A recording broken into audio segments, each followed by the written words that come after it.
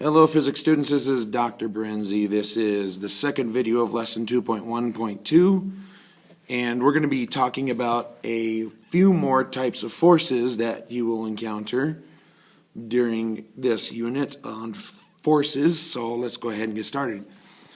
So far in video 1 you learned about tension, you learned about spring force, and you learned about the normal force. In this video, I have 3 more forces for you to learn about. So the first one is friction force. And friction is created when an object slides on another object.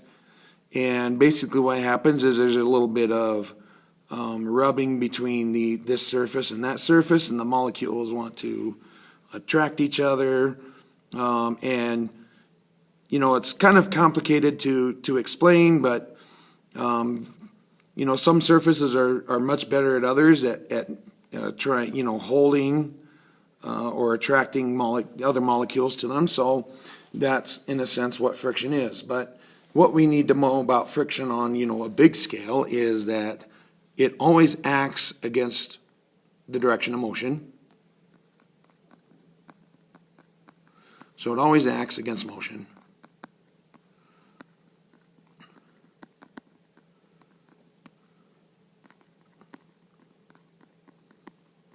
Okay, so if I have a box that is traveling to the right with this velocity right here, the friction is going to exert a force that is opposite of that motion. So this would actually be the friction force exerted on this box as it's sliding along this surface. Now, friction force can also act against attempted motion.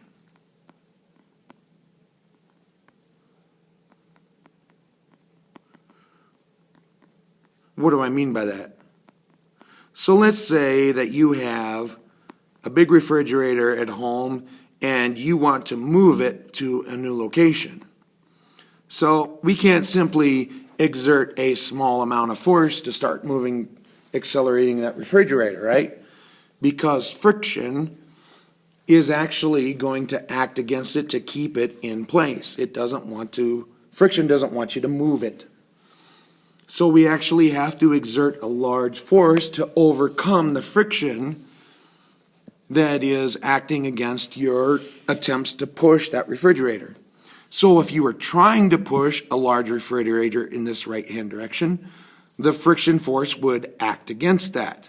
So it would point in the opposite direction. So those are the 2 things that you want to know about friction force now. We're actually going to have a lesson on how to calculate friction force, but for the time being, all we need to understand is that it acts against motion or attempted motion. So our 5th type of force in this lesson is drag force. Now, drag force happens when you have a body moving in a fluid. Now, a fluid can be air, a fluid can be a liquid, it can be any sort of gas. But what's happening here is that this block is, let's say it is falling in this downward direction. And what's happening as it falls in this downward direction, it starts colliding with air molecules or water molecules or whatever fluid you have. And they create little collisions, and each of those little collisions produces a force that acts against the direction of motion.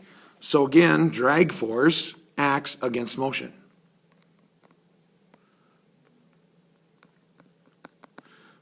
Acts against the direction of motion.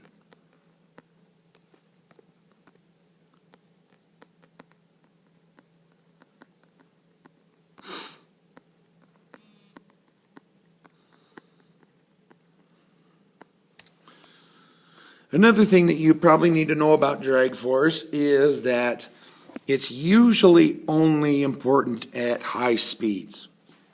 Now, why do you think that might be? While I'm writing this down, I'll let you think about that. Why do you think drag force is only important at high velocities?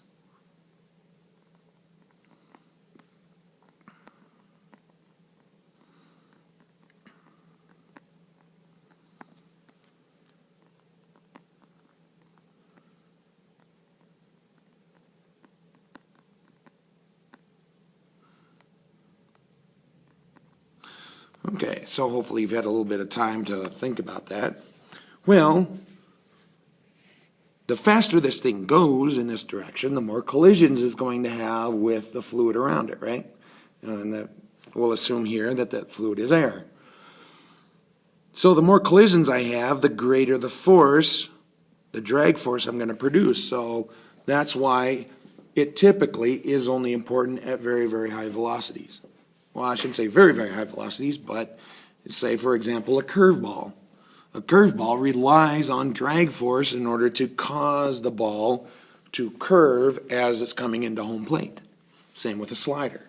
So baseball is a great example of drag force.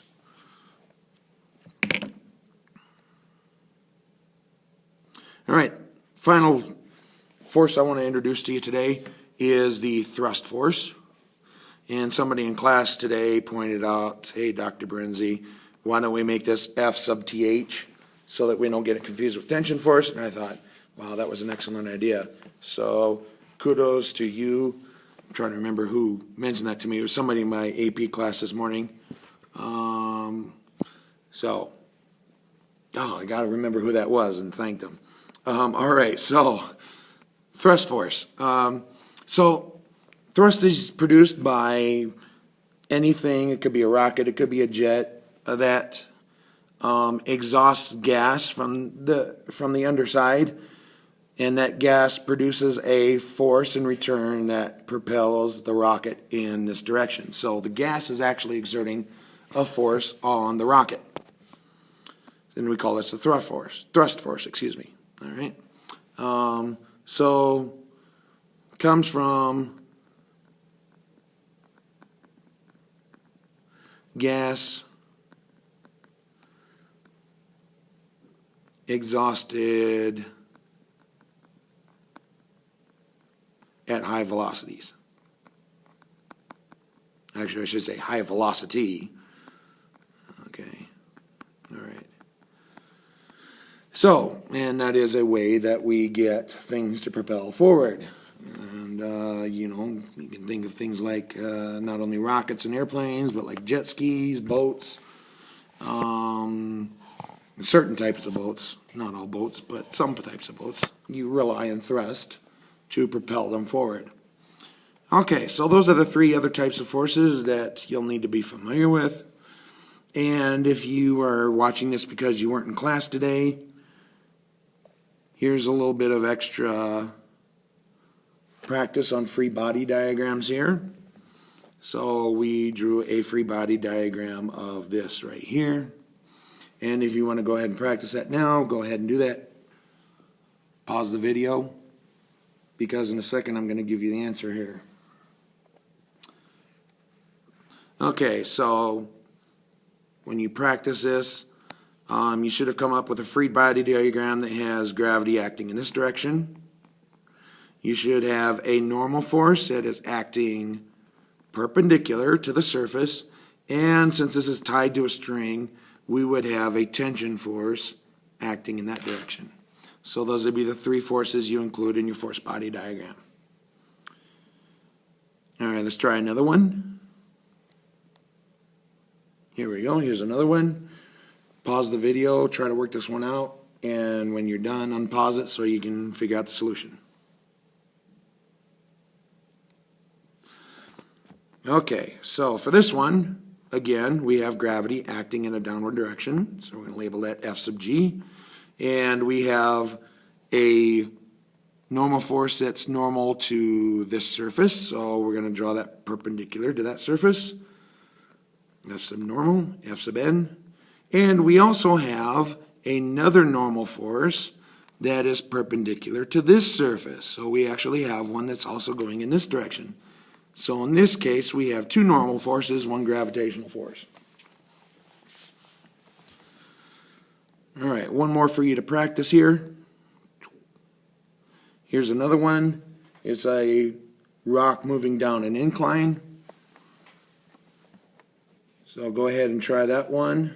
Pause your video, because in a moment I'm going to give you the answer here.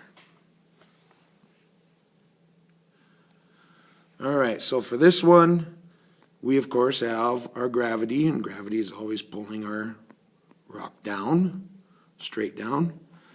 And in this case, we also have a normal force because it is sliding along a surface. So we'll put F sub n right there. And this time, we can't assume that there's no friction force unless it tells us it's a frictionless surface. So we better write F sub little f right there. So those would be the three forces acting on this rock as it slides down this incline. All right, I think that's all the whiteboard practice I have for you today. Look forward to seeing you soon in class, and I hope you have a wonderful day. Bye.